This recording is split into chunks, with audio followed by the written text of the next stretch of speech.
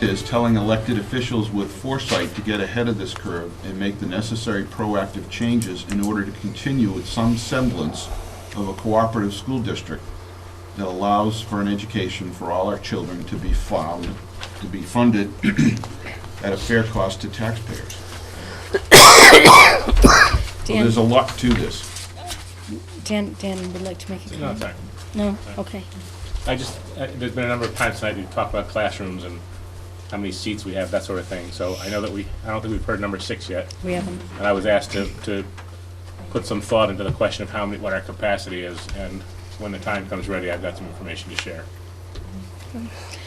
Janet? Yep. I was asked to report on the implications of remaining status quo, which is the configuration that we have at present. And so in order to assess those implications, I wanted to take into consideration the determinations that were communicated through our study as a committee and all the other things that were highlighted in the reports. And so these included, first, the initial reasons for the appointment of the K-8 study committee, the current district curriculum educational model facilities, the current enrollment, future estimates and implications of a declining enrollment, and the subsequent actions of district towns with regard to restructure of use of facilities or education models. And so those were the 4 things that I felt had direct implication to status quo. So taking first the initial reasons for appointment to the K-8 study committee, the reasons were, first, the failure of 2 2012 warrant articles calling for feasibility studies to address restructure of curriculum or facilities to address issues that the district was facing. There was also a special request to the school board to entertain adopting K-8 curriculum model at the Bridgewater Hebron Village School, which was to be piloted as K-6 Year 1, K-7 Year 2, and K-8 Year 3. And there was also the board's concerns for declining enrollment predictions and the potential impacts for the district with regard to facilities restructured, closings, possible student-teacher ratios, and the taxation issues. So the implications I found to that particular question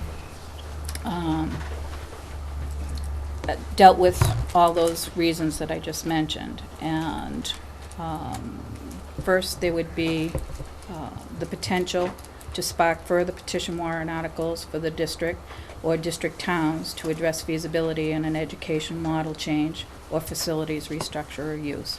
So with the threat of closing schools or the issues of kneecap scores or whatever, we still have that potential if we stay with the status quo. As per the assertion of my esteemed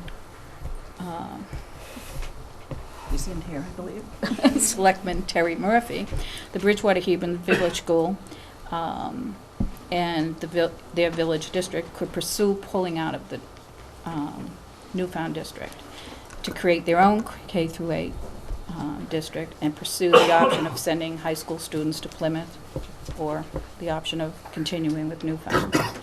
So this could cause a further decline in enrollment that would have to be addressed by the board. So the additional implications of Bridgewater Hebron pulling out include firing staff, adjusting remaining student enrollment within remaining district facilities to include the establishment of necessary placement plan for 55 currently Alexandria K-5 students and 15 K-5 students from Bristol, Danbury, and New Hampton who presently go to Bridgewater Hebron. It would also mean moving all, or the 15, which is the current number of pre-K students presently housed at Bridgewater Hebron School, to another facility in the district. As Bridgewater Hebron Village School and Danbury are the only schools not in need of improvement right now in the district, Bridgewater Hebron Village School would no longer be a school of choice for parents, and Danbury may be impacted by being the school of choice for parents going forward. So if you look at the tables that are included, you can see the breakdown of students per town, and for what that student enrollment number should the Bridgewater Hebron school pull out of the district.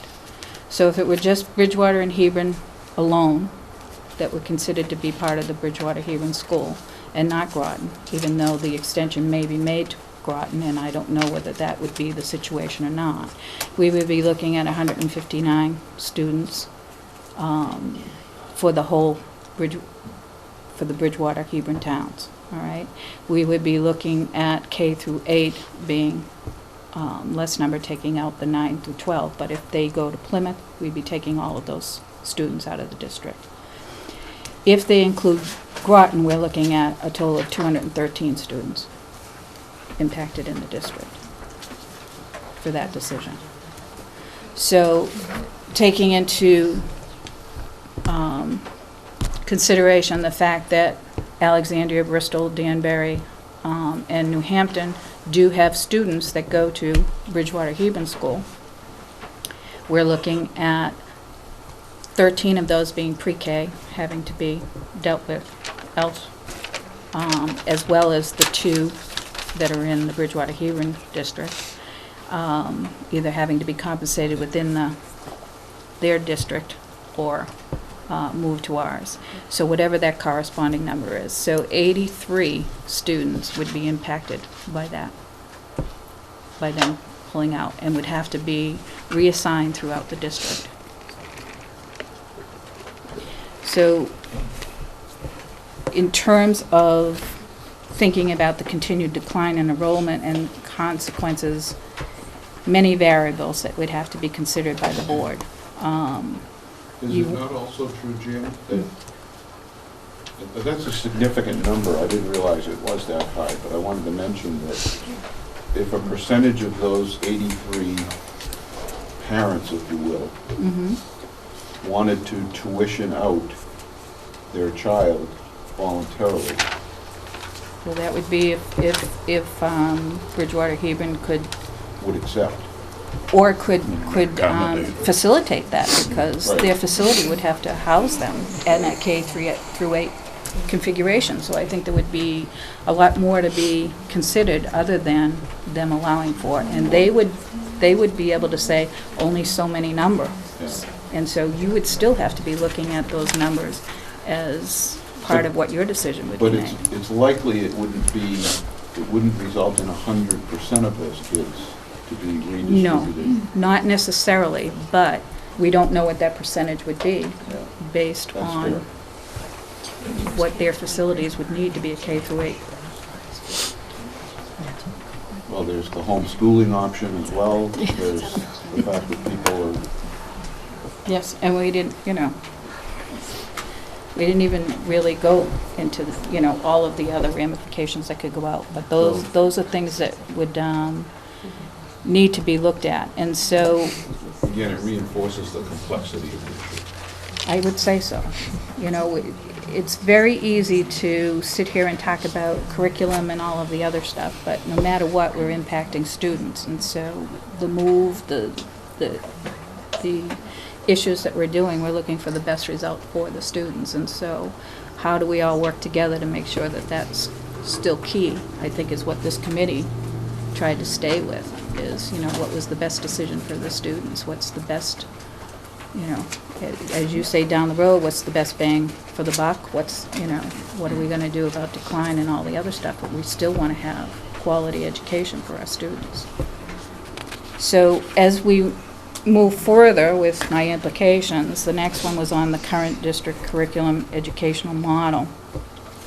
And I was a bit lengthy in the report and may have been a little bit repetitive, but basically we're a 7-town regional district. And so we're known as the Newfound Area District.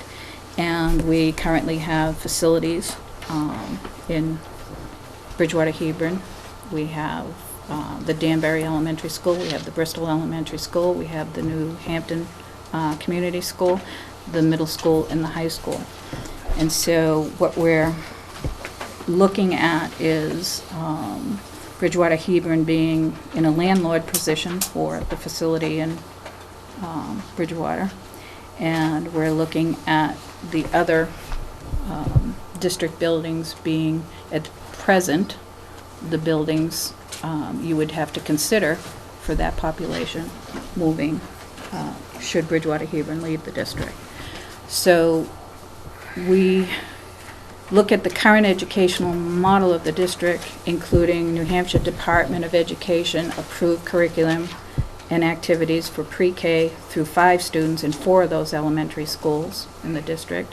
It also provides for New Hampshire Department of Education approved curriculum and co-curricular and allied arts programs at the middle school. And it provides for New Hampshire Department of Education approved academics, co-curricular and sports activities for grades 9 through 12 at the high school. And for the purpose of providing informative and critical information for the K through 8 study, only elementary and middle school curriculum was what we looked at. So the co-curricular, allied arts, sports information, all of that was researched, compiled, analyzed for the discussion, and we tried to do our best to make the comparisons between the K through 8 and what we have for a middle school model. We had voiced concerns of parents, community members, and others that we dealt with, and we also talked about everything from class size to what our goals are in the district as outlined. So the class size was also something that we thought was important with dealing with the educational model and the facilities. As determined by New Hampshire Department of Ed, kindergarten through grade 2, 25 students or fewer per teacher is required at each school, striving for 20 students or fewer per teacher. Grades 3 through 5, you're looking at 30 students or fewer per teacher, with each school striving for 25. And grades 6 through 12, we're looking at 30 students or fewer per teacher, although class sizes may be exceeded for study halls, band, chorus, and other larger group instruction, such as lectures and film, television viewing, any of those activities that happen at the upper grades. So the district strives to keep class size below the state guidelines, and so preferring 20 or less in elementary classrooms and 25 or less in the higher grades. And so that was taken into consideration when looking at facilities, classroom figures that you mentioned earlier. All of those things could be broken down if we just divided by the numbers, but it's not as simple as dividing it by the numbers. You have to look at the facilities, you have to look at the particular subjects and everything. You have to look at classroom size. Yeah. But what you'll see when I hand out the data is that, and they may say K through 2, no more than 25, strive for 20. Yep. But there's also regulations about the number of So square feet not per to- student. Yep. And what you'll see when we get to it is that the only building we have in the 6th building of this district that has a predominance of classrooms that are of appropriate size is this building. Yep. The other 5 buildings, all 5 of them, Yep. that we run as schools, do not meet requirements for classroom size Mhm. or, and in many cases, the number of students in the room exceed. When there's two sets of regulations. There's number of square feet per student and total classroom size. And it's overwhelming, in my opinion, that the facilities don't, other than this one, Right. don't meet standards. That's why we toured, That's because why we we couldn't toured. just say 6 Yeah. rooms. And had we to know couldn't what just they were. divide the numbers. It would Right. not make sense to look at the facilities and say there's this many classrooms. So we just divide the numbers and we're set. That's just not the way it's going to work for the curriculum or for the regulations. So in terms of that, that's part of what we wanted to keep in mind. Plus, even though not a formal policy, there's a practice and interest of this district to have the best personalized education opportunity for the students, and therefore look at the classrooms and that best experience for them. So we did visit those facilities. We did try to determine as best we could that they would meet the requirements for the curriculum piece that we looked at by state mandate for K through 8, for the minimum requirements, and we did try to take into consideration all the written statements and the other issues of the district as well. So the implications that I found for this particular topic were the continuation with the current educational model as impacted by enrollment numbers. Facilities use could constitute restructuring to close elementary schools or centralize to Bristol facilities, or have a reduction of staff, or it can be and/or in all of those cases.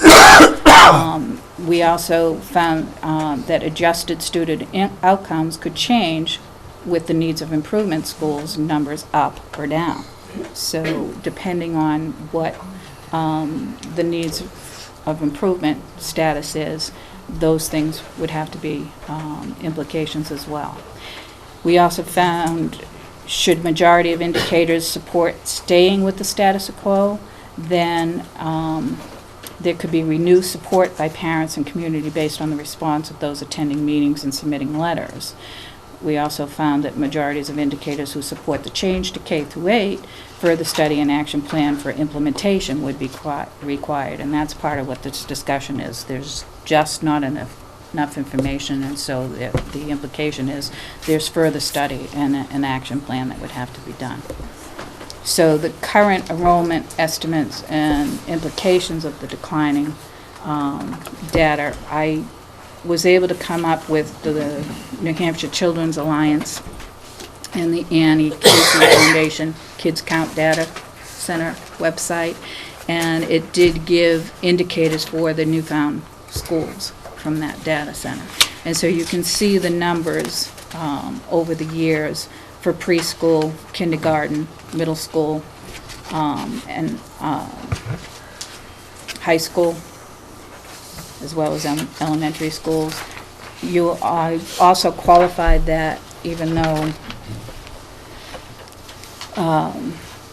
there is some indication of numbers varying a bit, there is a ongoing indication of decline. So even though you might find in one grade level there is an increase rather than a decrease, the overall is indicator of decline. Was there any attribution for the reason?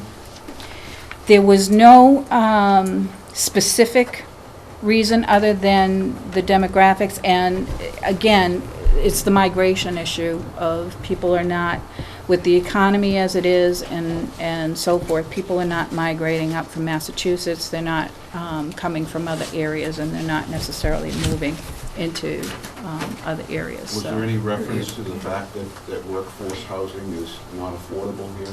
I don't recall, so I wouldn't say for sure. I know that that's been an issue in other studies of demographics and economics statewide, and it is an issue for.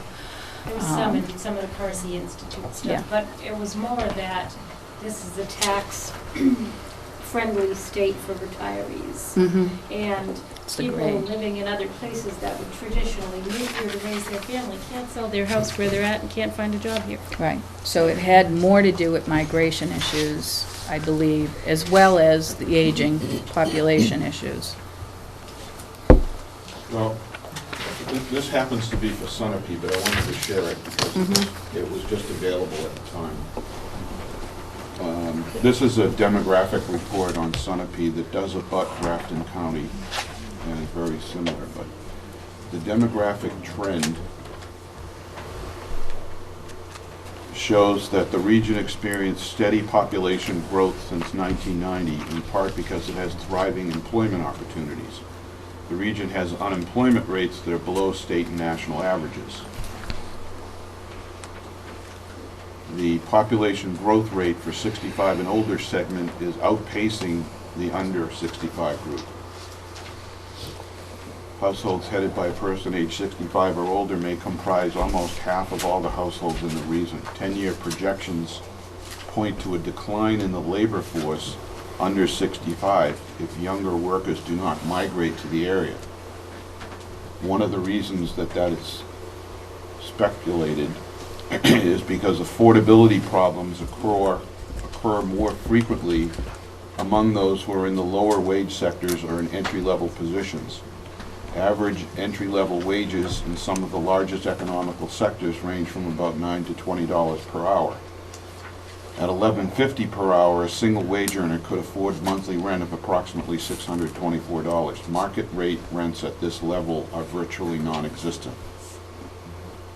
As the number of jobs in the region continues to grow, there will be more demand on the housing market to support the labor force. At the same time, the demographics show a decline in the labor force under age 65.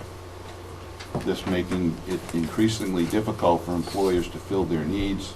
Increasing the availability of affordable housing, particularly rental units, may make it easier to attract the workforce needed in the future, which shows that that's what the problem is. And I cite that one of the issues that we have is this affordability of housing, and that there are statistics in here relative to the Sunapee area that talk about high housing cost burdens, very high cost burdens, and severe cost burdens, which is unusual.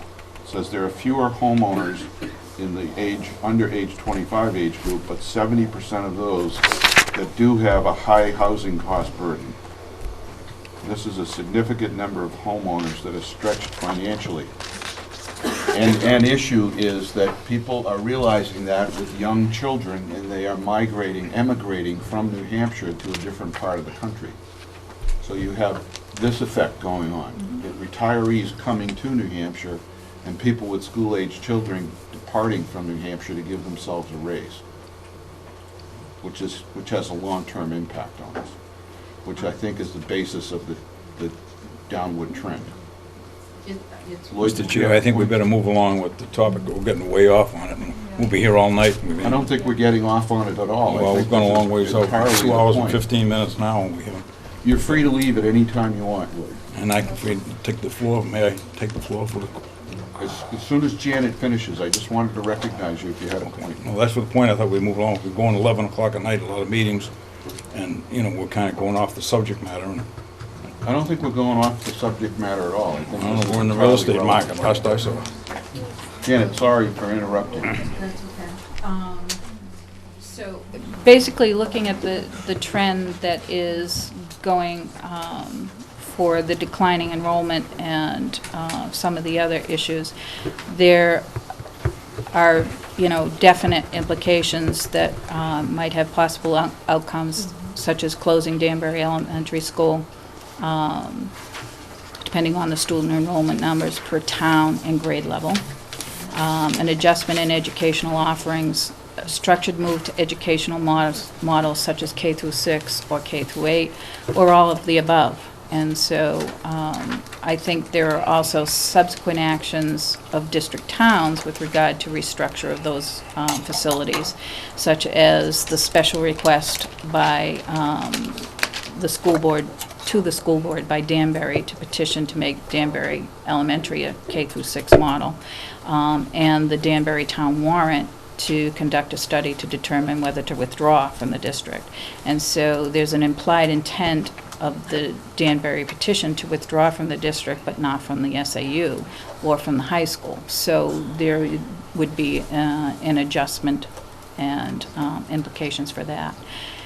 The basic implications for affecting the K through 8 study and status quo is Danbury Elementary would not be part of the district. So it would not be part of the change to K through 8 if it was a district-wide decision.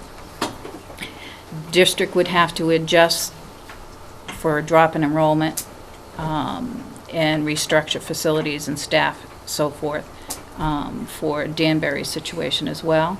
If in favor of change to K through 8 model, the district may have to address Bridgewater Hebron's request to pilot a program rather than implement it district-wide. District would have to address issues of facilities and equipment, educational materials, ownership, confiscating such, selling to Danbury, firing staff, whatever those implications are of that withdrawal. There would be further reduction in student enrollment if all Danbury students leave the district.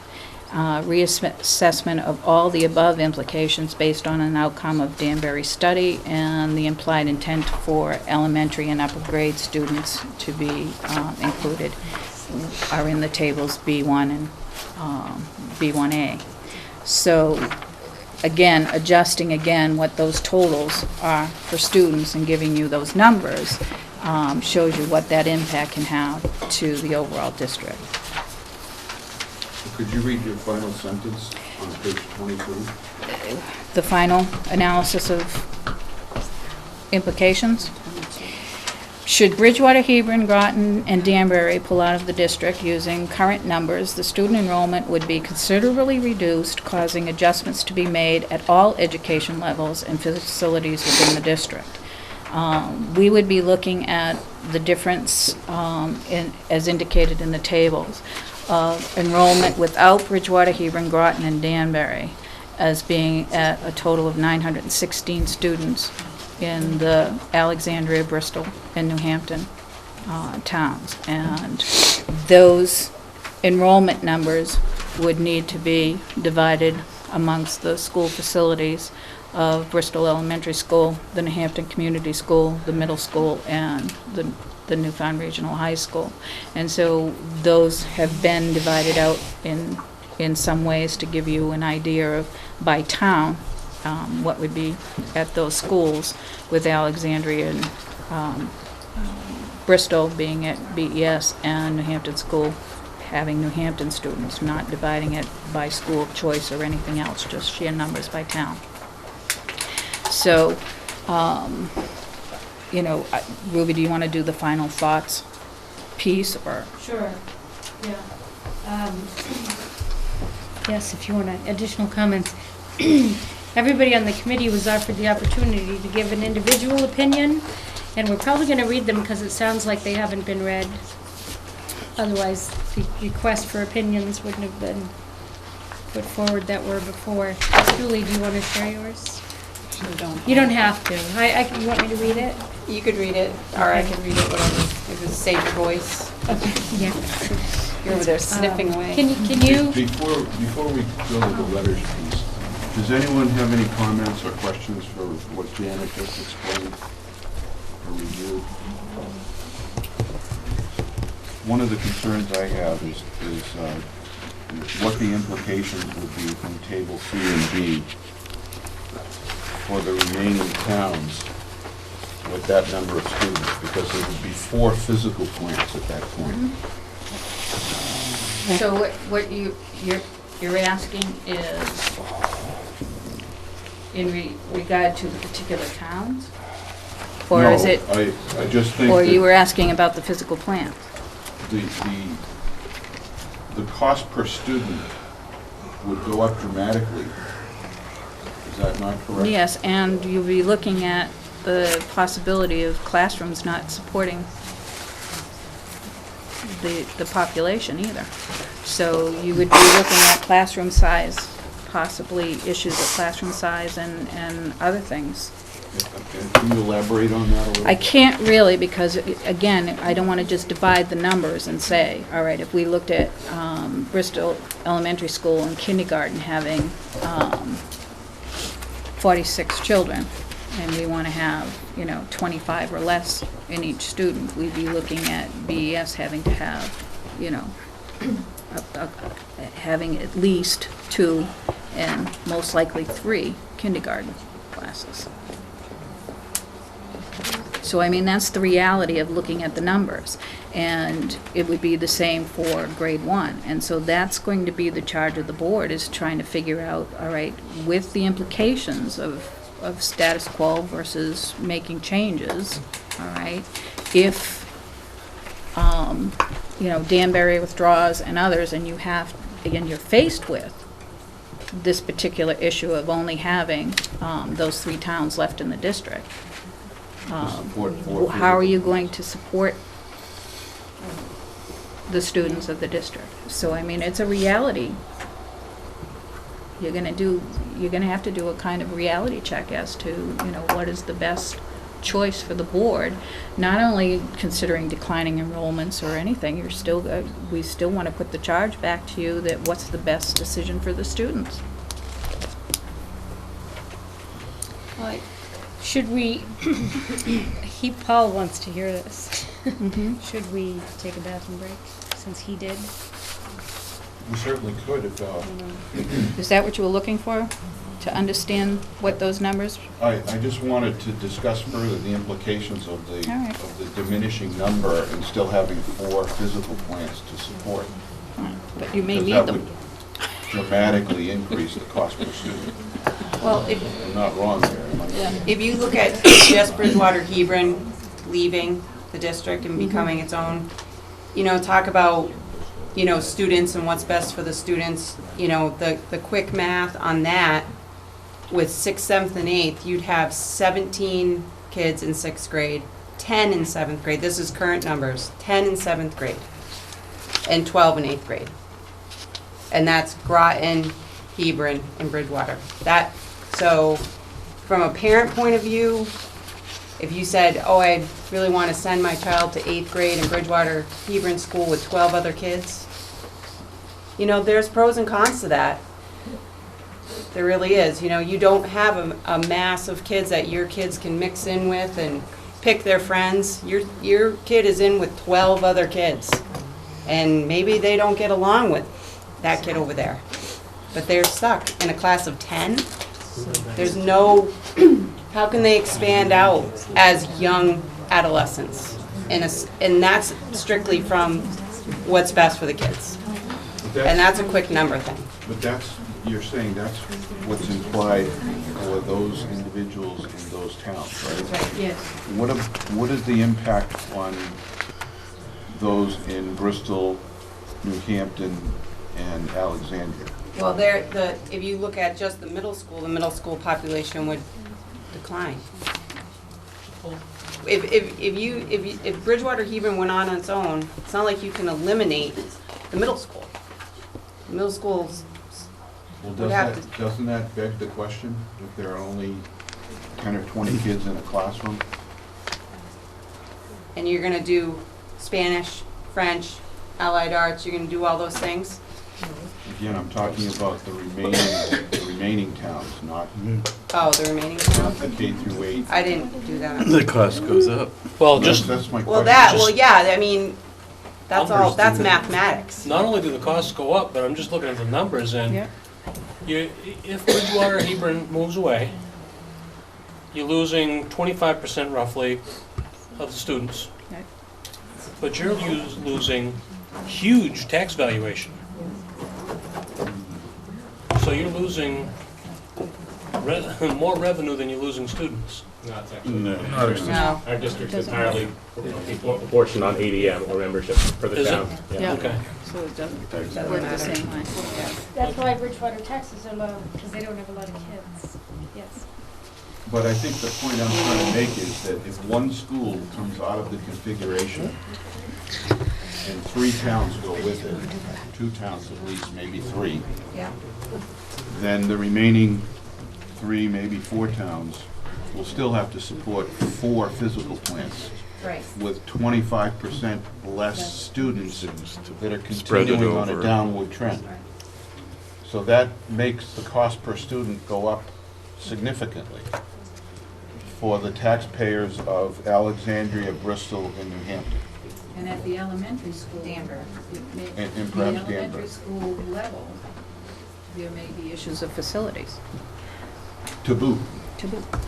which, to Dan's point, there are requirements square footage-wise that have to go in That's K right. through 2.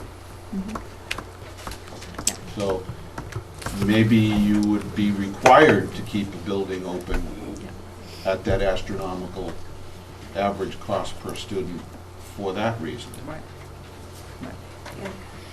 So, Okay, Paul, we waited for you to read our recommendations. They're at the end of the appendix. Julie's gonna read hers first. Oh, I thought you had it at, it's at the, I don't, no, oh, okay. are you talking about the What are you letter? talking about? The letter, yeah. Oh, If you don't want to, that's okay.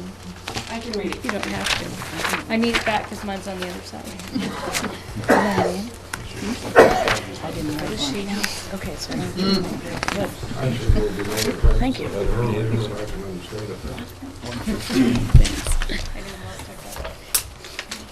Okay, I wrote that, it was requested that we write a letter if we felt compelled to write a letter about, our position. So this is essentially my, my opinion after sitting on this committee. I will summarize a little bit. I'm not gonna read this verbatim, but, I live in Bristol. I have 3 young boys. I'm on the PTO at Bristol Elementary School. I attended just about every meeting and I toured all the facilities, which most of the facilities I had never been in, so that was interesting. And I answered one question to myself, you know, do I believe this K model is viable for our district? And I answered that to no. We know that, we do know that a K model has been implemented. If we were to implement it at each of our elementary schools, we know we'd have to do serious structural retrofits to every school to accommodate new school population. Upon researching other K-8 schools in Northampton, Tamworth, and Westmoreland, I stated this earlier, those schools were built and designed as a K-8 school. Thus, the elementary and middle school students occupied separate areas of the school and had the facilities to accommodate them. The other data which we've talked about a lot tonight is why is our student population declining? And we all know that New Hampshire is a graying state. I see this in my own business. More people over the age of 50 populate our towns. The other reason is that middle-class families are not moving to our district towns because there is a perception that our schools do not perform well. This perception is what we need to work on changing instead of putting energy into special studies that enrage some and alienate others. Our energies need to be put into changing our district's curriculum and retaining and supporting the very best teaching and administrative staff. This district needs a progressive, flexible curriculum that allows teachers to teach beyond bounds of structured curriculum. This means deviating from what the state of New Hampshire and the U.S. Department of Education expects from our schools. We all know that test results should not be the focus. The focus should be on nurturing great learners. That's it. Yeah, I have a question for you. You mentioned that middle-class families are not moving into our district towns because there is a perception that our schools do not perform well. Yeah. What is the supporting evidence for that? There is no supporting evidence. That's just talking to parents. Just opinion? There is some real estate studies in that. Yeah. I have no evidence of that. That's just me talking to different other parents. Okay, so it's anecdotal. Yes, it is. We did Very try to much get, so. we did try to get realtors' information, and we found some good information after we were all done meeting, but most of it is put out there by people. It's, you know, like, you It's know how you can perception. rank things? Yeah, so it's like, give it 5 stars, that kind of thing, not necessarily, you know, quantitative data. Okay, Paul, I'm gonna talk as loud as I can. I'm listening. Okay, all right, I think we should grant the original request to pilot a K-8 school over the next 3 years at Bridgewater Hebron. I do not think we should convert the district to K-8. In our research, we found higher test scores, lower incidences, and lower cost per student in the majority of K-8 schools than what we are experiencing with the same age group in our system. Those results would indicate that considering this model could be beneficial to our students. However, those K-8 schools were single-town schools, and in many cases smaller than some of our elementary schools. So rather than change an entire district, we should undertake a pilot and gather in-house data on the results. Some teachers who were at the middle school when it served our grades 7 through 12 population spoke at our meetings about how they had to learn what a middle school student was when the district changed to a 4-4-4 system, and that it took a long time to do this. One of the articles I read during the study said that if you love nurturing, you teach elementary school. If you love your subject, you teach high school. And if you love to bungee jump, you teach middle school. Every piece of research that I read said the middle level learner is unique and deserves an education tailored to their age group. Where that education was offered varied from a special wing in K-8 to a special wing at high school to a standalone middle school, which mattered less than the recognition of them as a group with unique needs does. By the time they reach the middle level, they're ready for competitive sports, opportunities to demonstrate artistic and musical talents, regular instruction in technical and life skills subjects, leveled math, and world languages. Systems suffer when there is rapid change. The 4-4-4 model was not the greatest success story in our district's history, and it happened between one school year and the next, instead of being phased in. It should not take teachers a long time to learn about the needs of the age group in front of them. They should have intensive training and support when making a change like that. Adding kindergarten to the district came with similar growing pains since buildings weren't equipped for the smaller students' needs, busing was not available for those students, and new staff was not budgeted for. Building administrators can't be expected to just add some extra grades to the building. They must consider curriculum, staffing, and scheduling in very different ways for the separate age groups now in their schools. Successful K-8 schools have organizational patterns that show a marked departure from the old 1 through 8 elementary schools. Allowing Bridgewater Hebron to pilot a K-8 school over 3 years and evaluating that transition as it happens would provide everyone with a training ground/experimental model from which to learn and an outcome by which the relative success of K-8 can be measured. Good schools are noted for several things. One is time, for students to get extra help, for teachers to plan and confer, and for administrators to meet with their staff. Another is staff profile. If a school has a large percentage of new teachers or has a high turnover rate, students in the overall program suffer. Challenge is important to successful schools. Not only does the curriculum need to provide rigor for all, but at least 10% of the student body should be high achievers so that the rest of the student body has a pure model to follow. Good schools also have low absenteeism in both students and staff. Parental involvement in any form is a hallmark of good schools.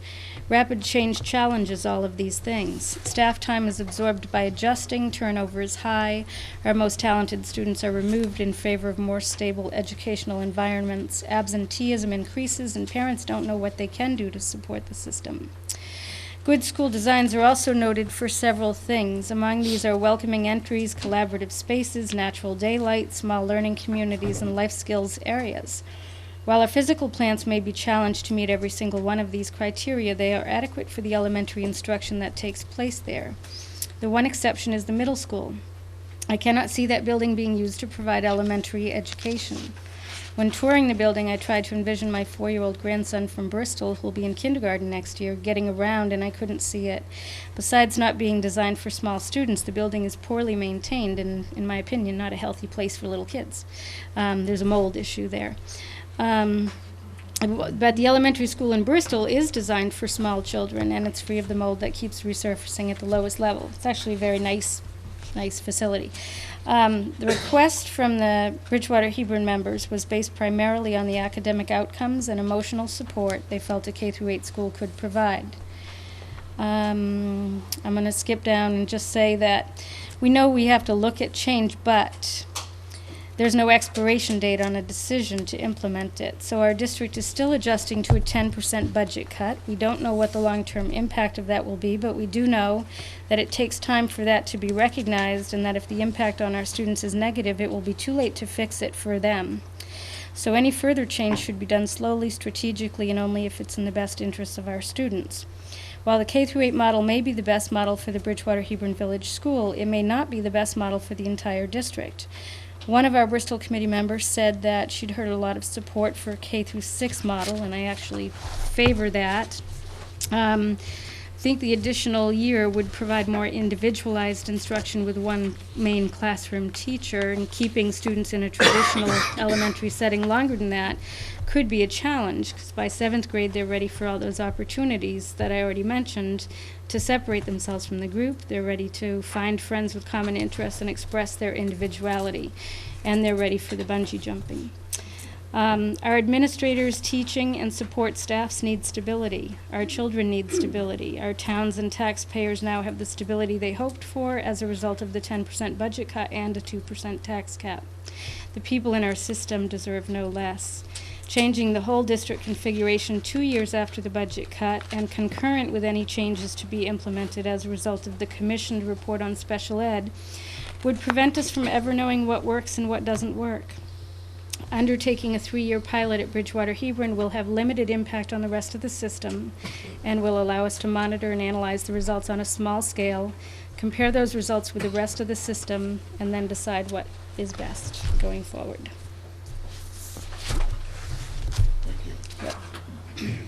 Question. You say that the Bridgewater Hebron would be an experiment. Do we really want to subject our students to an experiment? If their parents want it. It's better than it's subjecting the whole district to an experiment and then going whoops. Plus, how would we know what the whoops came from? Would it be from the budget cut? Would it be from reconfiguration? You know, there are too many variables if you try to change the whole system. And trying it out in Bridgewater Hebron, we'd have to interrupt the intermediate school because we'd have to take 3 rooms that are 2 classrooms for grade 1, 5, and 3, or whatever it is now, and use them for 6, 7, and 8. Well, but And there we would have only to be have one room change at a time. Yeah, right. Each 1 year would be 6, and then 7 and 8, 3 years. But we'd have to take the students out of them and put them in imagine Bristol Elementary. They want, because they got We haven't been there yet. If you start off with this, just a right assumption that it's going to be K through 6 the first year, then K through 7. Yeah, So the okay. 5th graders just won't leave the school. Right. Right, We'll but- never make it Right. to those schools. And- Well, I had it written right down here. I did my homework and had it all charted out. The only way I could see doing it, with it, you have 2 classrooms for grade 1, and 2 for 5, and 2 for whatever it is now, 3, I guess. So each year you'd have to make them a single grade classroom to make room for the 6. Over the course of the 3 years, considering highly qualified teaching requirements for middle school, how many teachers would we need to add to the school district total in 3 years to do that? That depends on how they're assigned, because in our K through 8 study, we found places where the 5th, 6th, 7th, and 8th grade teachers, 4 of them had different HQT areas. So they were taught by 4 different teachers in the middle level learning group, you know. And in other places, we found a 7th grade teacher who maybe was the English social studies, and the 8th grade was the math science, and so those students in those 2 grades had 2 teachers that teamed to teach them. But we may not be simply talking about adding 3 teachers. I don't know. So, like I said, it's just one year at a time. So it's not this drastic, let's jump in, you know, it might not be right. Dan, did you want to share with us some data? I could.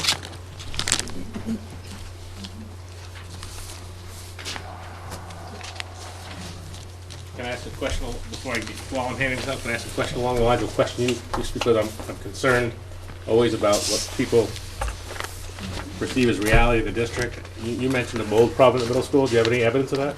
I asked Eric on tour, he told me it's constant and chronic. Does he have And any I- evidence? I asked him if it was just on one side, and he said, no, it's all through the basement. And I said, didn't the retrenching, when, I can't think of his name, McCormick, was there? I said, didn't that take, no, it wasn't McCormick, McCullough. Jim McComb. Yeah, I said, didn't that take care of it? Because they dug up the whole backside, and he said, no, it keeps coming back. Just And so we you're s- aware, I've tested the air quality of that Well- building numerous times, and it's never been an issue. We kind of said, well, then how come you haven't brought it to our attention? But, yeah. No, and he showed us water stains, multiple places, and Let me pass this around. Those impacted by, you know, is it right away? Yes, It felt- so yeah, people you with could breathing So, problems. just comment from the side here, there's a teacher from the building there unaware of those issues. And another member of the staff. There are water stains on them, but I think it's the same curtains that were there when I was in district. I would believe that. In any decade. I'll sign off on that.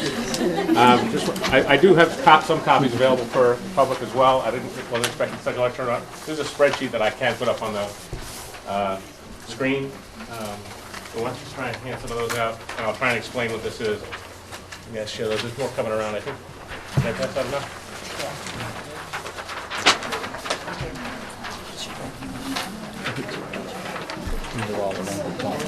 So, why don't I take a minute here and put this up on the...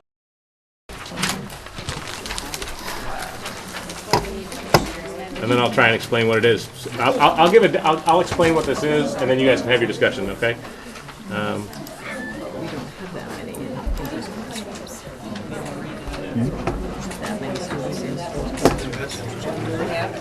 We may not.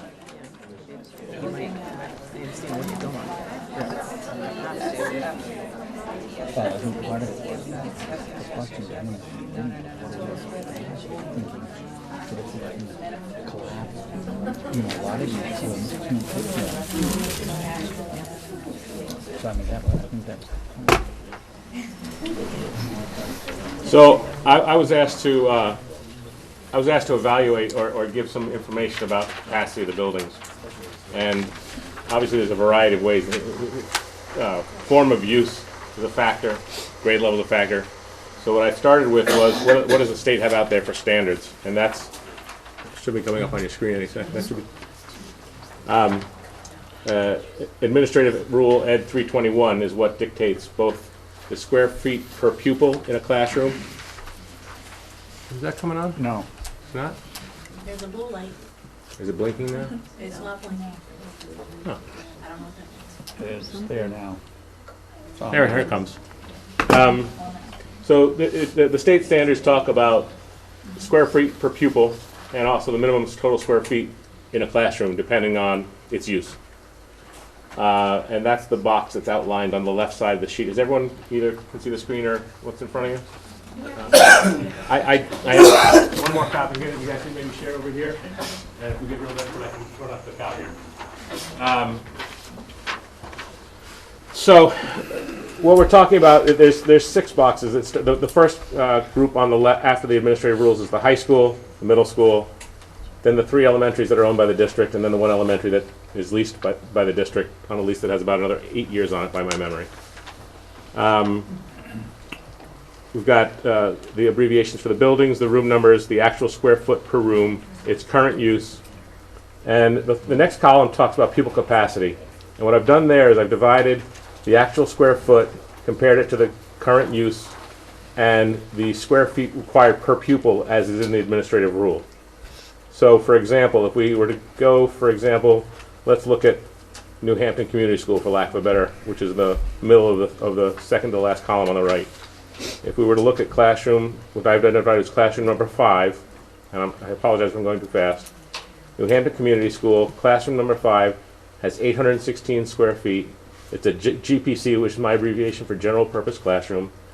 It has a capacity for 23 students. So if that's being used as and I'm not saying it is, if it's being used for a grade that has more or less than 23 students, it could create an issue or not from the state's perspective. The other characteristic is that does it meet the total number of square feet required, and the answer is no. It's 876. A general purpose classroom at the elementary level is supposed to have at least 900 square feet. And the last column under each of these schools, which is either a Y or an N, triggers off that function. It's off the minimum total square feet required for the use by the state versus what the classroom has and what its current use is. And this is the basis for my statement earlier this evening that, with the exception of this building, all 5 buildings in the district that a district operates as schools predominantly don't meet standards for space requirements. So that's my interpretation of the data. I'm happy to answer additional questions about what's in front of you, and if I can. And I thought this would be more prudent than counting seats, because seats can be purchased and sold. You know, the shares don't really matter. I mean, the state standard, from my perspective, what matters is the standards and what we got for buildings to figure out what we can do. So how is it that we functioned up to now being non-compliant with the state rule? I think you have, my perception, once again, we go through a school, there's something called the Bureau of School Approval, of Building Approval, at the Department of Education. The gentleman who ran the administrator of that bureau for many, many years recently retired. They've recently hired a new gentleman in. But the point is that you go through an approval process every couple of years for your building. And that includes having your annual safety inspection up to date and a variety of other issues. But every building is approved for a certain grade span, and those renewals are applied for. There's a variety of inspections and usage depictions that are presented to the state in getting approval for a building. An example of how they cannot approve, for example, is approximately 6 years ago, the state was on the verge of not approving Bristol Elementary because of life safety code issues. Now, once those life safety code investments were made, the Bureau did approve that building for continued use as an elementary school. However, I think something that you all might want to contemplate is, with a change of use, what might be considered a grandfathered effect, if you will, may no longer be there. If you were to push a building that is currently approved as a 6 through 8 into a K through 8, or a building that's currently used as a K through 5 into a K through 5 or K through 6 or K through 8, or however you want to reconfigure, the state may no longer approve the building for use in that manner. Whether or not they have any enforcement teeth, if you will, I don't know the answer to that question. I think it's change of use and occupancy. And certainly any time major renovations are done, you have to bring things up to code. There was a school that closed within the last 5 years, maybe it was Unity. Fair. They wouldn't make the upgrades. I believe you're talking about the Unity School, which would not do certain upgrades, and the state said, well, you're not opening this fall, and that brought in a whole series of actions. I think Mr. McCormick could probably speak to that more thoroughly than I can. If he Dr. wants McCormick, to, excuse but me. I do have a question for you.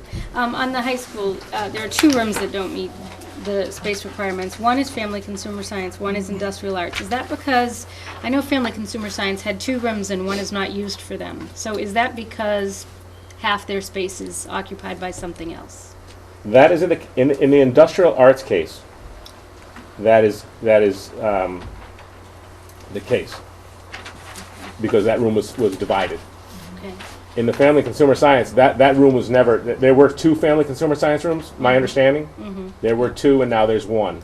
So the one that's still being used was always 1 room, and it's just a function of it's got 1,020 square feet, and the state says for a high school family consumer science room, you need 1,500. Now they may, that standard may have changed since the building was built. Yeah. I don't know the answer to that. Okay. So Dan, the square footages that are shown are relatively close to the minimum total square footage requirements, but we don't know exactly how far off. In some cases. So for example, the Bridgewater Hebron, it has 5 classrooms, 4 classrooms that are 896 square feet, which is not 900, so I've got an N next to it, but 4 square feet, I doubt there'd be an issue. If push came to shove, I doubt that would be an issue. However, the other classrooms that are 816 or what have you, that might create an issue. I don't know. Do we know what the tolerance is for what's acceptable under this rule? There's no defined tolerance. I have the school's building Bible here, if anyone wants to borrow it, but this is the only place the spec is referenced, and there's no plus or minus. Mr. McGee, to my knowledge, the state board has been very reluctant to take a strong stand on those types of issues because of the implications. So they will try either through extensions or trying or grandfathering. They will try to find a way other than getting into where they got with Unity as an example. So likely that the Unity example was probably extreme, I think so. so it's a matter of degree, more than true. Well, I had a question for Dan. So, that room that you were talking about with the 816 feet, okay, pupil capacity 23, but it's supposed to have 900 square feet to be considered a general purpose classroom. At So the even elementary if level, you- yes. So even if you had 10 students in there, it really wouldn't be considered adequate? It would Because not it didn't meet, have the 900 it square would not feet? meet this, it would not meet the standard in Administrative Rule Ed 321. Yeah. But they do have a square foot per pupil thing. Yeah, so I think, I think, if I think Right, the case had to be made, you could say, hey, look, at least we're not overcrowding the room. It might be a small room, but at least it's not being overcrowded. Right. However, there are cases, I believe, that there are probably cases in the district right now, I could say quite confidently there are cases with that, in particular with our recent reduction in staffing, where we're both not meeting the square footage, total square footage for the room, as well as there are too many kids per the second element of standards, if you will. And that's just, I'm not passing judgment on that, I'm just putting it out there as food for thought.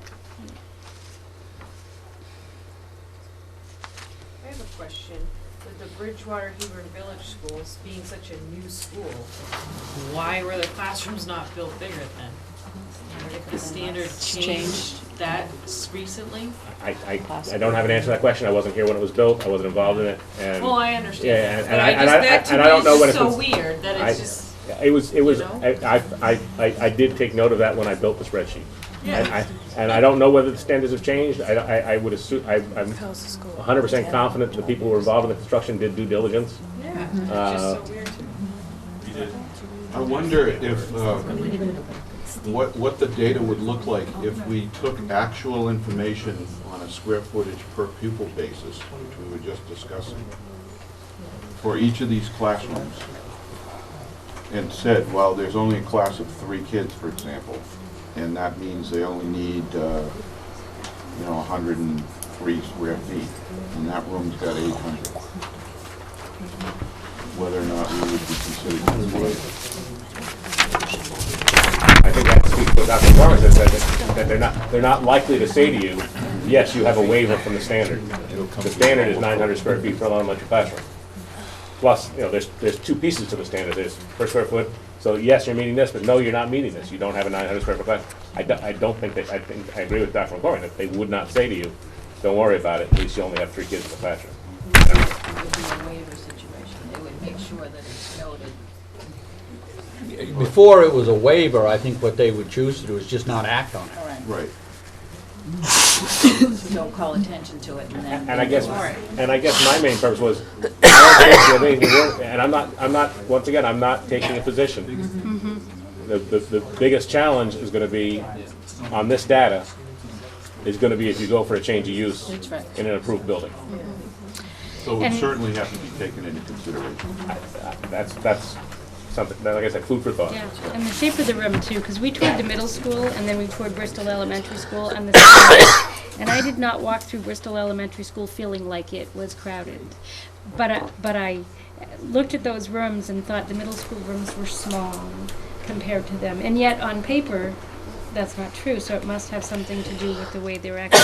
I think there's 2 things. Number one, as you said, you did it at night, which is it's a huge, I've walked through the buildings at night, I've walked through them during the day. Well, 5 o'clock in the afternoon. Right, well, Yeah. not with all the kids at the Right, desk. right. But also, I think there's a tendency at a cultural phenomenon, for lack of a better term, that there's much more in an elementary classroom, in addition to the students, than there is in a middle school classroom. I mean, the middle school has desks, Right, maybe a bank of cabinets, yeah. but there's not a carpeted reading area, and there's not, a Centers. flame-resistant couch, if you will, Yeah. and there's not all the centers, if you will. There's not all the props, if you will. And I mean that, because they bring all this other stuff that comes into the classroom.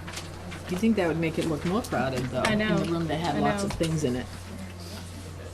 I felt they looked bigger, yeah. It will look smaller.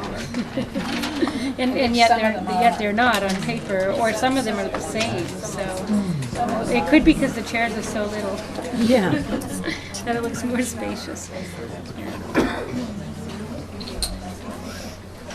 Okay, are there any questions from the board or any other member of the committee? I just had one more, too. What is the square footage requirement for the middle school classrooms, general purpose classrooms? 900, same as Oh, elementary. it's the same? Yeah. Oh, so if you change the use, you're changing it to, I mean, the No, I'm requirements saying, that they but you're going feel- to the state The same. to change the use. Right, but I'm just, yeah, I was just thinking, why would they have more of a problem with it not reaching 900 here or here, you know? Maybe they wouldn't, but maybe they'd say, wait a minute, the But kids are yeah, bigger. Yeah, You can't use that. The kids are bigger, you need more space. I don't know. yeah, I There are- understand, yeah. There are quite a few rooms in the middle school, though, that are only about 600 square feet. And there are only a couple at Bristol Elementary. And they're not used as probably regular classrooms. I know one of them there isn't, special ed services. I don't know what the other one is. Are there other requirements for kindergarten? Yeah. Larger square footage needs for kindergarten. Yes. I think that's, I don't see that on. It's I not thought it was listed, 1100, but but I don't know. it's indicated by the space of That's the not newer. considered elementary. And is that required to have a bathroom, kindergarten classrooms? Because ours do, right? Don't they all? Yeah. that might, I believe that all our modern kindergarten classrooms are funded with federal grants. So that might be a federal requirement. I don't know. I'm just, Or requirement of grant. okay. Dan, did you actually come up with a total per chance? I didn't. I mean, I certainly could total the spreadsheet, but I know you don't like think questions, answers that aren't easy, that aren't finite, if you will. But so much is affected by the use and the scheduling.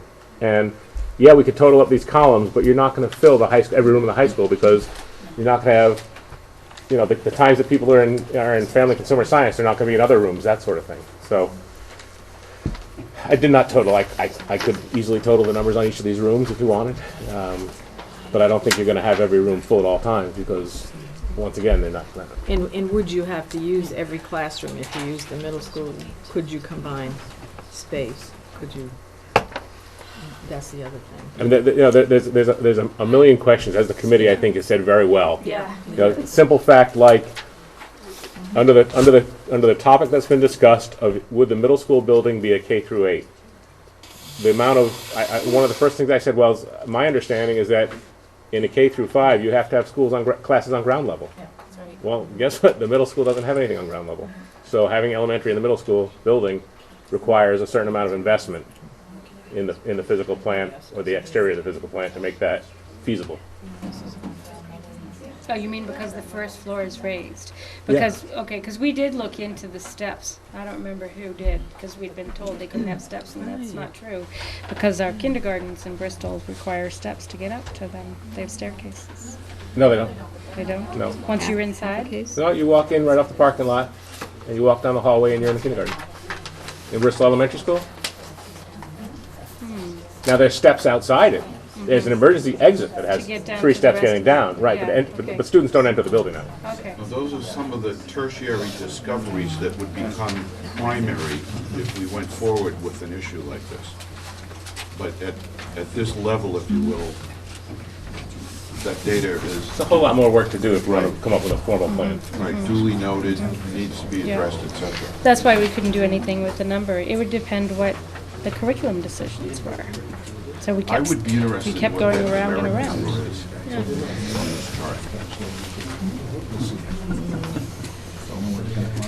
It's approaching 9:30, which has shown us that we've given 3 hours to this topic this evening, almost 3 hours.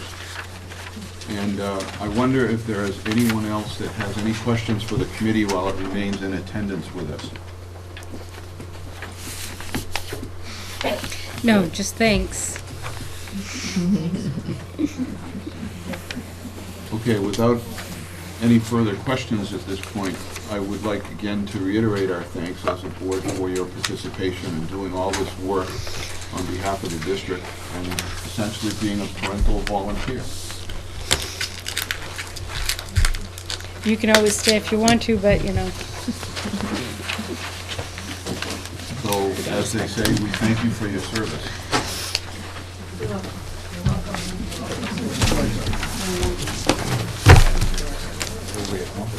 Okay, the next item for discussion on the agenda is item 4B, but I'm going to suggest that we take a 5-minute bio break if you could.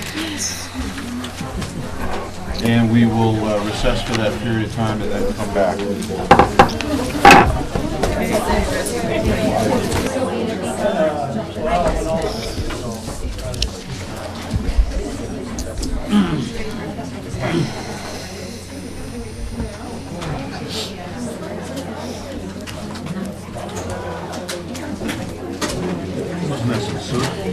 Yeah, she just left. She said she wasn't going to go out, and then she changed her mind. You can still sit here if you want. No, she left when you walked in.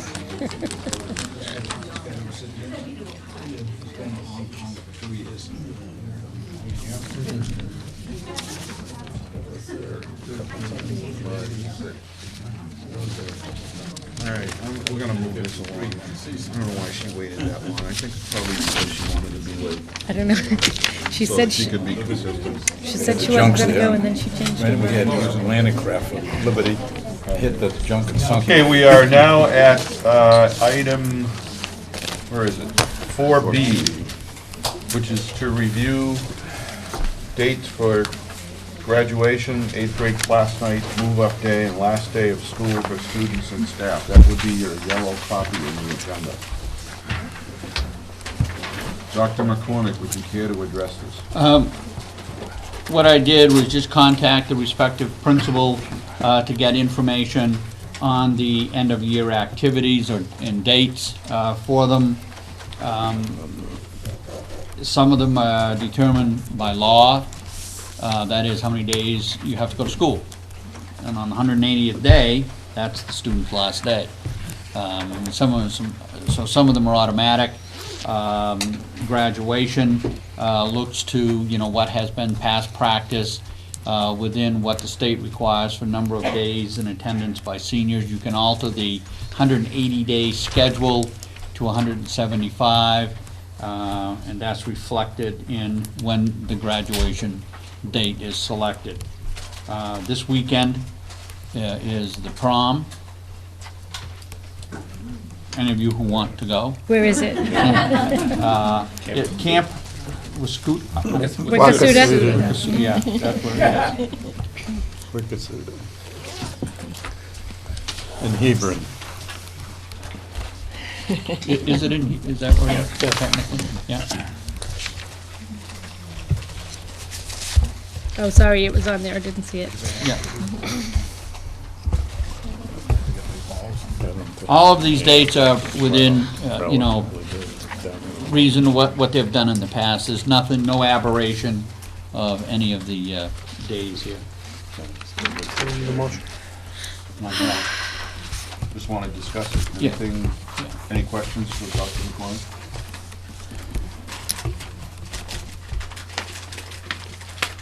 It was really as an informational item to you. Pretty straightforward. Okay. Hearing no further discussion, I'd like to move on to item 4C, enhanced security within schools. Mr. Rossner. This is an item we were going to take up last meeting and wanted to get access to the data. So in your package, you received a memo to the school board from Dr. McCormick and myself outlining some costs associated, some budgetary figures for various forms of increased security at our buildings.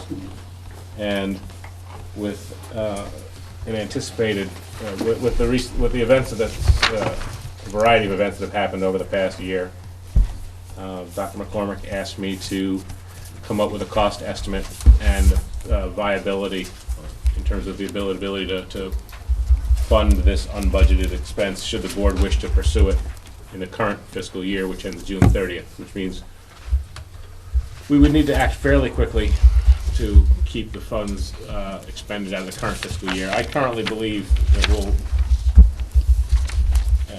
with no further action on the part of the board, there's approximately $500,000 in unexpended funds that we'd have at the end of the year. So if the board chose to make this investment, it would be well within our capacity to spend the money and authority. Do we need a motion? Good, not yet. Okay. Good news again this year. Oh, that's right, discussion, sorry. I think the single largest, there's, once again, the fund balance any year is typically made up of many factors that all add up into one number. I can tell you that I knew that the number would be surprising to many, given the cut that was made this year. That when you're building a budget, one of the things you have to anticipate is everyone who's on healthcare is going to stay on healthcare. And I think one of the factors that really jumped out at me was a dramatic change in the enrollment based on the change in the cost-sharing arrangement that was implemented to make the cut a plan that could happen. So I think there's a significant number of health insurance plans that were not purchased due to the change in cost structure, which reduced the district's portion of that expense, which contributes to a significant portion of this projected fund balance. So we cut $2 million and there's another $500,000 available. Given the current structure. That's good news for Article 4, since we can retain a fund balance now. Yes, you can. You can retain a portion of it, yeah. What would that calculate to be now? I'd want to review the RSA, but my memory says it's up to 2%, 2.5%, 2 or 2.5%. 2.5. So at that number, you're talking about roughly 15. No. Isn't it of the budget? Yeah, it's of the local. It's of the local appropriation. So Right. it's a chunk of money. So it's about 250,000. Yeah. Maybe a little longer. Right. That's great news. That means in the fall we don't have to budget for contingencies as badly as we have in the past, or as generously as we have in the past. Perhaps. I would suggest to you once again that this is a watershed year. Things like the healthcare thing that I just spoke about, it's not going to be handled by a contingency because next year it's not going to be we're not going to budget for all those people to come back on, Right. and there's not going to be a significant drop. The changes occurred. Okay, you want to speak to this further if there are questions? Anyone? Don? Question. Did you prioritize any other alternative security measures? No.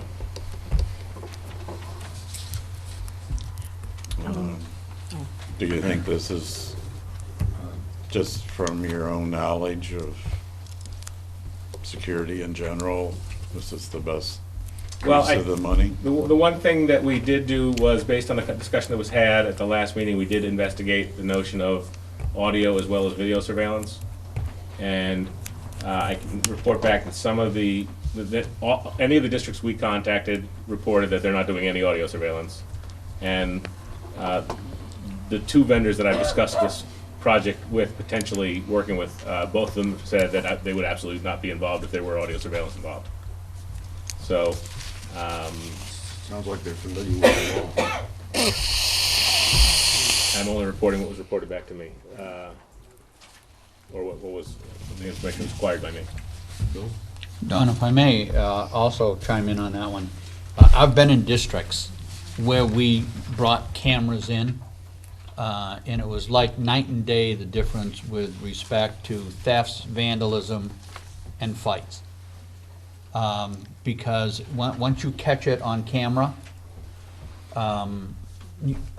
it's there. There's no refuting what happened.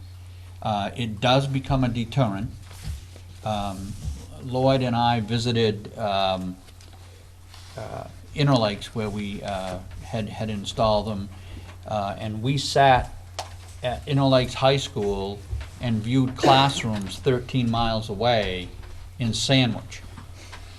So I mean, the point being that if you have access to that, and we've talked about if there's an intruder, a lockdown, fire, whatever it may be, someone could sit, for example, either in the PD, at the fire station, or in the parking lot, if they have laptop capability, and see what's going on in the respective building. And both the SRO and the assistant principal and principal said to us, it was a real difference maker. So, as far as the security, It's more than just security, that too. Yeah. Oh, yeah. Money well spent. yeah, It's impressive. yeah. And they would have to have a password in order to be able to view that. Is Oh, that- absolutely. Oh, yeah, Yeah, Yeah, no, I mean, just so. yeah. There's security to the security. And where are they talking, putting the monitor in the speaker? We haven't discussed that at all, no. I mean, right now, with the enhancements we installed 4 years ago, there's a monitor and a DVR, a digital video recording system, in every central office, so that when people come to the front door to be buzzed in, there's a monitor that can show up at 4 cameras at once, so that people can see who's at the door before they buzz them in. So I can't imagine relocating that, but it wouldn't be difficult at all if we chose to put it in. And they're also, all this equipment is what's called web-based or web-capable. So people with proper credentials, whether it be the chief of police or the superintendent, could, from their desktop computer, log in and access the video feed. And if you need more from us, if you need an extra camera somewhere, come up with It's all expandable equipment, yeah. you can do it without holding on to it again. I would think that would be fairly easy. If I were granted. But I don't know if you need to give us enough leeway to. This is all, your decision about how you want to proceed. Dan, You want to do the it right, yeah? access control on the existing buildings, how is this enhancing that? Well, currently, in this building, the system, in this building and also in Bridgewater, there's an access control system where someone can let themselves in with proper credentials. In the case of this building, it's what's called a fob. And the fobs, the system that controls those access points, it's by ID. Each fob is unique. It's assigned to a specific individual, and a schedule is assigned. So, for example, my fob will let me into this building anytime I want to come in. A custodian has a fob that would only let them in a certain window frame, a certain time frame. A teacher might have a different, you build a schedule or a class of schedules and you assign people to it.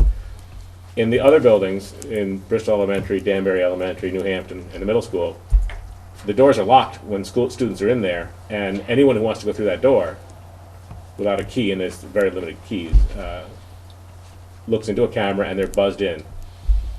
There may be a perception that people get buzzed in and then the follow-up on who those are is not necessarily as thorough as it could be. And where you only have, and maybe if there were fewer buzz-ins, because more people are accessing with credentials on their own, the buzz-ins would receive more attention. Possibly. I don't know if it's an issue or not, it's just one concept out there. There's also the notion of someone's working on a project and they have to keep going back to the buzzer system, if you will, to let people in. So what is it, a mag stripe on a credit card? I would advocate against mag stripes because they wear out. The term that I would use would be a proximity reader, which is something like a fob. Oh, okay. That all has to do within proximity and the parts don't wear out. And there's no batteries required or anything like that. Is there an annual maintenance for this? Once they're in, they just... The access control pieces are comparable to what we did at the high school here last year. Okay, good. Once again, I just think that if you're going to do it, with this year's funds available, and no budget, no provision has been made in the budget for next year for this kind of activity, we'd need to know sooner rather than later, because Right, yeah. we've got So we 60 should take 60 days that. left in the fiscal year. 60 days left in the fiscal year. 62. Okay, there's not a lot of detail here, but I don't have, I have every confidence in you that you thoroughly looked at this. Don't have that much confidence. These are budgetary estimates. I've talked with security professionals who have done a lot of the install work in our building so far. Say, give me some budgetary guidelines. I haven't written a detailed spec. I would, for procurement of this size, I would absolutely go out to bid. I'd write a more detailed spec, but this is working with a vendor who the district has trusted for many years, who's done a lot of the install work on my vendor here, to come up with some budgetary estimates. It might cost a little more, it might cost a little less, but I wouldn't go too far off this estimate without coming back to you. Okay. Well, I think this is a very prudent thing for us to consider doing, given the times we live in. And it's consistent with what we talked about early on, to take steps to try to protect them, increase protection. You know, one thing that you might benefit from is, and I don't mean to put him on the spot, but the assistant principal is here from this building, and my understanding is that not just the students, but the staff has felt safer with the improvements made to this building last year.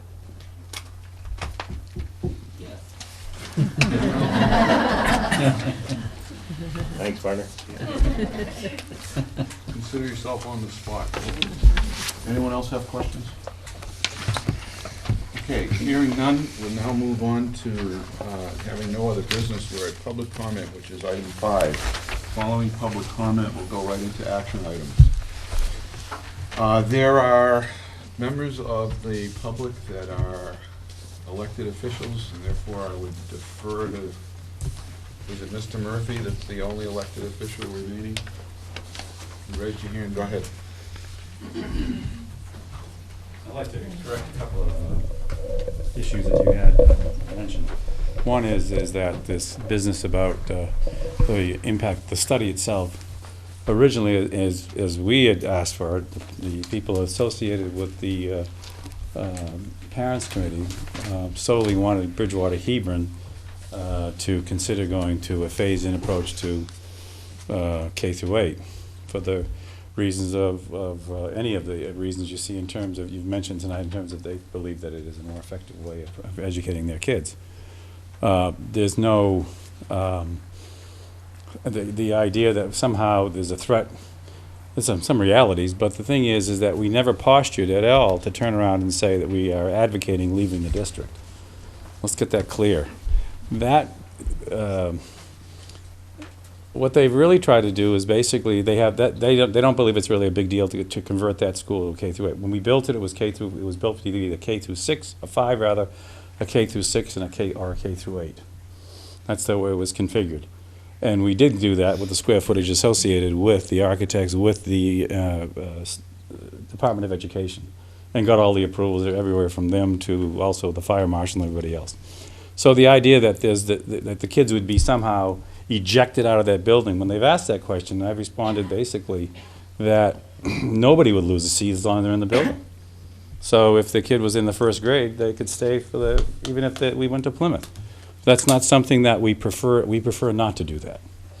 What we prefer to do is to listen to what all they want in this district is, in that area of the district, is to turn around and have a K through 8, and it's pretty well supported. Many of the people here from the town support that. So there's no threat you're going to all of a sudden have 200 or 300 or 400 kids dumped on your lap. One of the problems we have is, though, that as I'm not sure how it goes, but there's an incremental growth in every classroom. Now we have the ability to expand that building. The heating system and the water systems and all the other systems were built to house more classrooms. So we could add, without adding anything, all the determinations are done, ready to go, electrically, energy-wise, and so on, to put 4 more classrooms on that building, if we so desired. The problem is that we become the central elementary school. And what's happened over the years is more and more kids, in spite of the lease agreement, come into that building, and it's getting more and more crowded. And some of the places that we're finding is that an area off of the gym is used as a special ed area. A wedge building that was going to be a breakout room is actually a classroom. It's not really supposed to happen, but that's how it gets used. And over the years, we've sort of didn't like that idea. So the thing is that negotiate this thing. All we're concerned about is not the K through 8 throughout the districts. That was not our intention. That's not our desire to get involved in that. Our desire is basically to go back through a K through 8 system for that school only. So I want to make sure that that's clear to everybody. That's not something that we don't want to. It's a longer process and a much more disruptive process for us to turn around and jump ship. But there are many parents who want their kids to go to the 8th grade and come here to the 9th grade. Maybe it's because they don't want to have 2 changes and learn how to change classrooms in the 5th grade and then again in the 9th grade. I don't know. But the perceptions is that their perception is they don't believe that the kids the middle school plunge in their mind is real. And when I go to the school in the 9th grade and talk to the 9th grade staff and senior staff in the high school, and they tell me that this is the 9th grade is a remedial year, you've got a problem, and and it's not going to go away, coupled with the decline in enrollment. So we're trying only to turn around and deal with that school and ask you the latitude to turn around and try it. And if it works well, that's great. If you decide to copy it, that's totally up to you. We don't think that necessarily means anything. What's good for us isn't necessarily good for New Hampton, and what's good for New Hampton may not be very much good for us. But we're not out there pushing the school district to change the entire configuration around this. It's just one school, and we pay dearly for that school to support it. The systems that you're talking about in place, we've budgeted $30,000 this year to turn around and put all the security systems in. We could ask you guys for that, I suppose. But the bottom line is that's our responsibility since that's our building, and we take care of that building and spend a lot of effort doing that. So there's no push here. As far as the curriculum and more money, our own opinion is basically smaller size, staying at home, gets a better result. And there seems to be an awful lot of support for that in that study. Whether or not you can transition that to the entire school district, you guys did a great job in terms of trying to figure that out. But it's a very big question, and you have a lot of things to consider. But as far as our issue is only in Bridgewater and Hebron to deal with that. Groton is a allied of there, and the kids would stay there forever. We're not going to let somebody go by. So 2 minutes. that's it. That's all I got to say. Any questions? I forgot to mention, you need to state your name and town. Terry Murphy, Bridgewater. Terry Murphy, Bridgewater. Thank you. Yes. Hi, my name is Tara Pierce. I'm from Bridgewater. My daughter is in 5th grade at Bridgewater Hebron Village School. We had been told that, I don't know if it was Vincent or somebody, but had gotten 100 signatures of people from Bridgewater that wanted to go forward with a K through 8. We have almost 250 signatures from people in every town in our school district saying that they do not want to go forward with the K through 8. So I just wanted to hand that to you. You can hand it on down.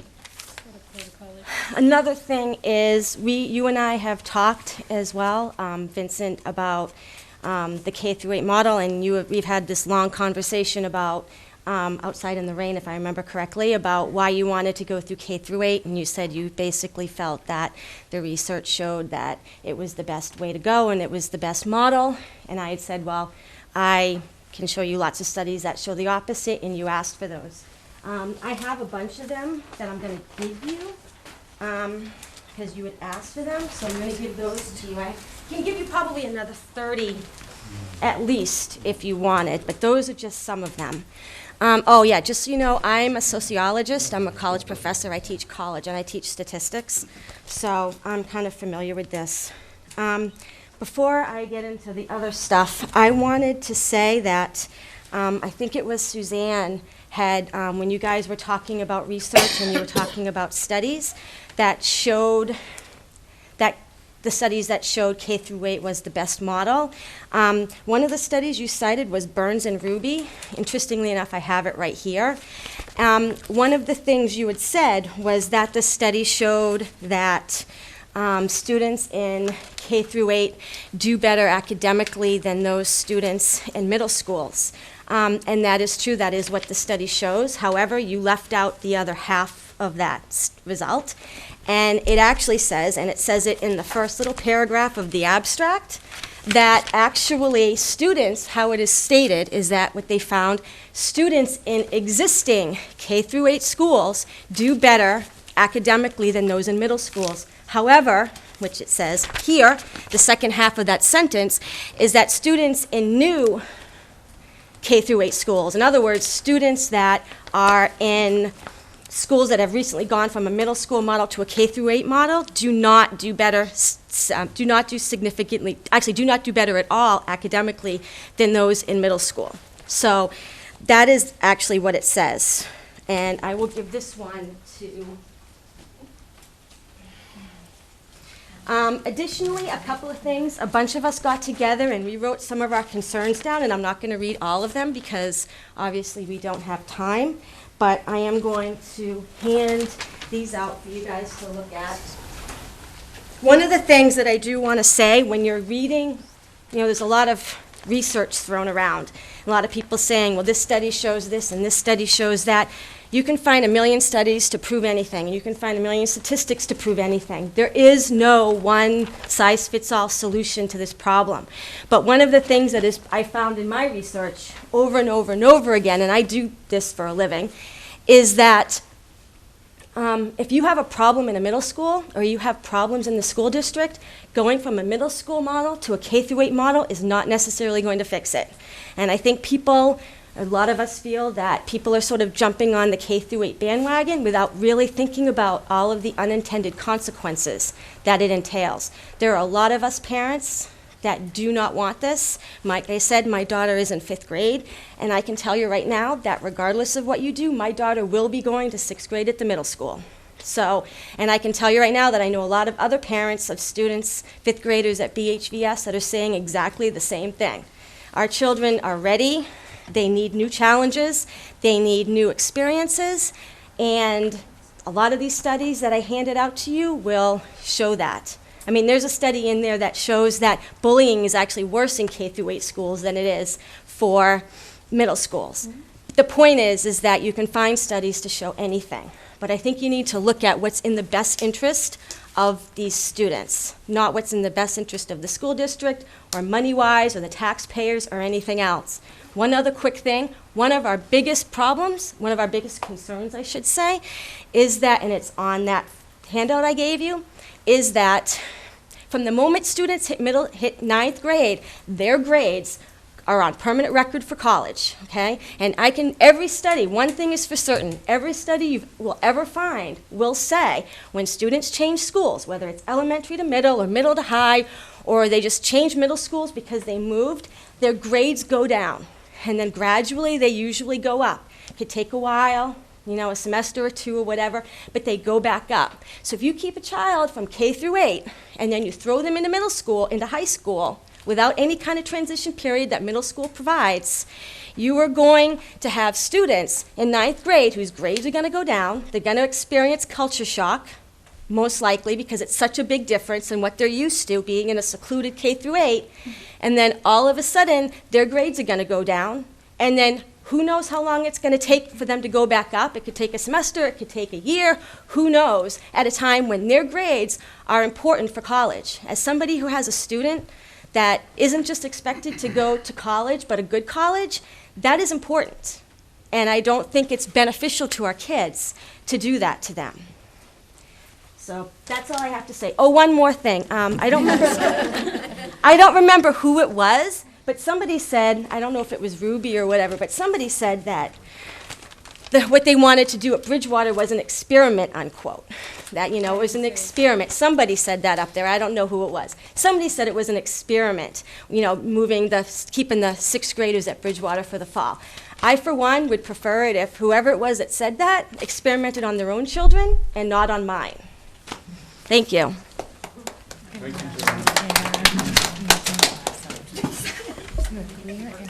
Can I ask a question? Can I ask cut you some slack on that. You want a little over 5 minutes, but I think it would be important to hear from you. Anyone who hasn't spoken yet?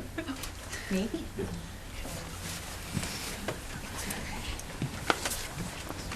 Amy Fairbank, Bristol.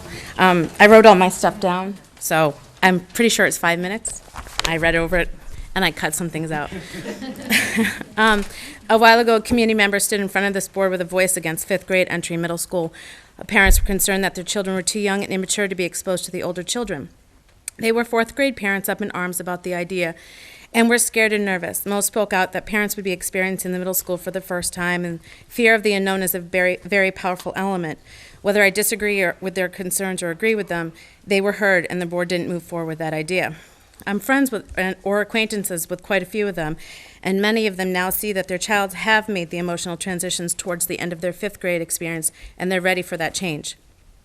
I heard that some reasons for the K through 8 is the older kids mentor the younger kids. It forms bond between the age bridge. Parents stay involved longer. It keeps them innocent or naive a little bit longer. My response is that buildings don't create bonds between kids. It only provides opportunities for them. Whether kids want to mentor younger speaks to the character of the child. Buildings don't make character traits. As for involvement, parent involvement in their child's experience is not because of a building, but it's because of their inherent belief in being involved in their child's